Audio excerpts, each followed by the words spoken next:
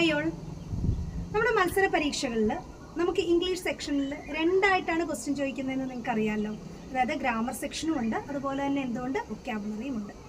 ഈ വൊക്കാബുലറി സെക്ഷനാണ് നമുക്ക് കമ്പാരിറ്റീവ്ലി കുറച്ച് ബുദ്ധിമുട്ടായിട്ട് തോന്നുന്നത് അല്ലേ. നമ്മൾ ഏറ്റവും കൂടുതൽ ആ വൊക്കാബുലറി സെക്ഷനിൽ തന്നെ ഏറ്റവും എളുപ്പത്തിൽ പഠിക്കാൻ പറ്റുന്ന ഒരു വിഭാഗം എന്ന് പറയുന്നത് ഇഡിയംസ് ആണ്. ശൈലികൾ എന്ന് നമ്മൾ മലയാളത്തിൽ പറയും. ഇതാണ് നമുക്ക് എളുപ്പത്തിൽ പഠിച്ചെടുക്കാൻ പറ്റുന്ന ഒരു വിഭാഗം. കണക്ട് ചെയ്ത് പഠിച്ചാൽ ഓർമ്മ നിൽക്കാനും വളരെ എളുപ്പമാണ് ഇഡിയംസ് എന്ന് പറയുന്നത്.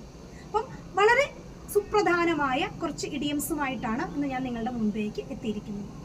ആദ്യത്തെയാണ് ടേൺ എ നെൽസൺസ് ഐ എന്ന് പറയുന്നത്. നിങ്ങൾ കേട്ടിട്ടുണ്ടാകും ടേൺ എ നെൽസൺസ് ഐ. എന്താണ് അതിൻ്റെ അർത്ഥം? ടേൺ ടു ബ്ലൈൻഡ് ഐ എന്ന അർത്ഥത്തിൽ ഉപയോഗിക്കാവുന്നതാണ്. അതായത് മലയാളത്തിൽ പറഞ്ഞാൽ അവഗണിക്കുക എന്ന് പറയും. അപ്പം അവഗണിക്കുക എന്നുള്ള മലയാളം മീനിങ് ഓർത്തിരിക്കുക. അപ്പം ടേൺ എ നെൽസൺസ് ഐ എന്ന് പറഞ്ഞാൽ turn to a blind eye എന്നാണ് അർത്ഥം. അപ്പോൾ ഈ ഐ എന്ന് പറയുന്ന വേർഡുമായിട്ട് കണക്ട് ചെയ്ത് നമുക്ക് മറ്റൊരു ഇഡിയം ഓർത്തിരിക്കാം. അതാണ് ആർഗസ് ഐഡ് എന്ന് പറയുന്നത്. ആർഗസ് ഐഡ് എന്ന് പറഞ്ഞാൽ വെരി കെയർഫുൾ അല്ലെങ്കിൽ ഒബ്സർവൻറ്റ് എന്നാണ് അർത്ഥം. ആർഗസ് ഐഡ്.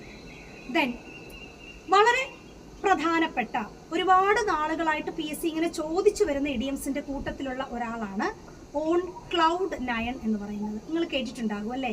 എന്താണ് ഓൺ ക്ലൗഡ് നയൻ എന്ന് പറഞ്ഞാൽ? ക്ലൗഡ് നയനിലാണ് എന്ന് പറഞ്ഞാൽ അതിൻ്റെ അർത്ഥം വെരി ഹാപ്പി, എക്സ്ട്രീംലി ഹാപ്പി എന്നാണ് അർത്ഥം. അങ്ങനെയാണെങ്കിൽ ഈ ക്ലൗഡുമായിട്ട് ബന്ധപ്പെട്ട് നിങ്ങൾക്ക് ഓർത്തിരിക്കാവുന്ന ഒരു ഇഡിയമാണ് അണ്ടർ ദ ക്ലൗഡ് എന്ന് പറയുന്നത്. അണ്ടർ എ ക്ലൗഡ് എന്ന് പറഞ്ഞാൽ അതിൻ്റെ അർത്ഥം സംശയാസ്പദമായ, ടു ബി അണ്ടർ സസ്പീഷൻ എന്നാണ് അർത്ഥം അണ്ടർ എ ക്ലൗഡ്.